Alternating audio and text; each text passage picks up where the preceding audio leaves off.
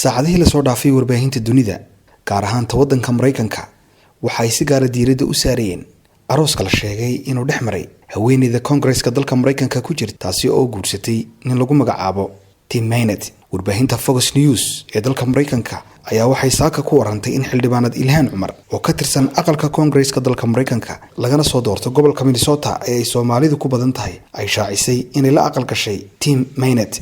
Ilhaan ayaa barteeda Instagram-ka waxay soo dhigtay sawir muujinaya iyada iyo saygeeda cusub ee Tim Maynard. Tim ayaa hore u ahaa la taliyaha Ilhaan Cumar ee arrimaha siyaasadda. qoraalka Ilhaan Cumar ay arintaasi kaga hadashay waxa ay ku tiri: waan guursaday, waxaanu hore lamaano ugu ahayn siyaasadda, imakana waxaanu lamaano ku noqon doonaa dhinaca nolosha.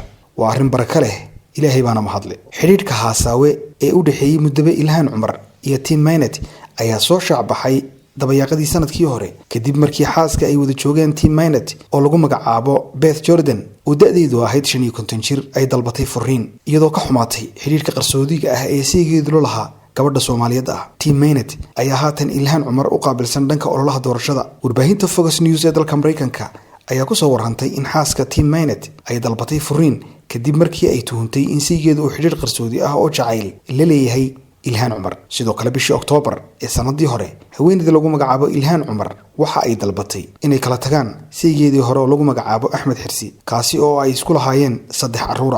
xiriirkayga guur waxa uu burburay si aan ka soo kabasho lahayn. sidaasi waxa lagu sheegay dacwadda ay maxkamadda Minnesota u gudbisay Ilhaan Cumar. waxay Ilhaan sheegtay inay raadinayso sharci ilaalinaya carruurta, waxayna maxkamadda weydiisatay inay u ogolaato goob sharciga waafaqsan oo si wada jir ah loogu hayo 3 carruur ah ee ay isu dhaleen iyada iyo Axmed Xirsi. daawadayaal waxa haddaba isweydiin leh waa kuma Tim Maynard oo saacadihii la soo dhaafay baraha bulshada Soomaalida si weyn u haystay in badanna ay wax iska weydiinayeen. Tim Maynard oo ah nin cadaan ah oo u dhashay dalka Mareykanka, da'diisu waa 39 jir. waa nin dhexdhexaad ah oo Mareykanka cad ah. waxa uu ku dhashay deegaan u dhow magaalada New York sanadkii 1982. waxa uu aaminsan yahay sida ay warbaahintu sheegtay diinta Masiixiga ee Kiristaanka, isagoo ka soo jeeda qoys Masiixiyiin ah. dhinaca waxbarashada Tim Maynard waxa uu sanadkii 2003 shahaadada heerka koobaad ee digriiga loo yaqaan ku qaatay cilmiga siyaasadda. waxaan wax ku bartay jaamacadda dawladda ee magaalada New York. qoys ahaan lama yaqaano hooyadii iyo aabihii iyo hadiiba ay jiraan cid la dhalatay. waxaanu markii ugu horeysay ku soo caan baxay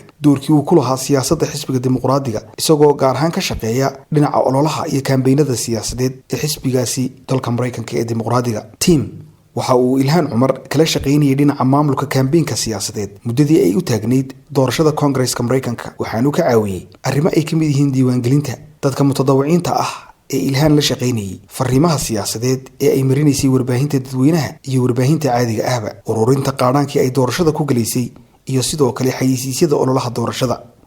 Matt waxa uu leeyahay wiil 14 jir ah oo ay u dhashay haweeneydiisii ay dhawaan kala tageen ee Beth Jordan oo iyadu furiin dalbatay markii ay sanadkii hore ogaatay in saygeeda Tim uu xiriir qarsoodi ah la leeyahay haweeneyda Ilhaan Cumar. dhinaca hantida waxa la sheegaa in Tim aanu haysan hanti badan oo sidaasa, balse waqtigan lacagta kaash ahaan uu haysto lagu sheegay inay dhan tahay 1.3 milyan oo dollarka Mareykanka ah. waana maamulaha shirkadda dhinaca la talinta ee loo yaqaano E Street Group. Tim waa nin firfircoon oo ka dhex muuqda kambaniyada ka shaqeeya siyaasadda dalka Mareykanka.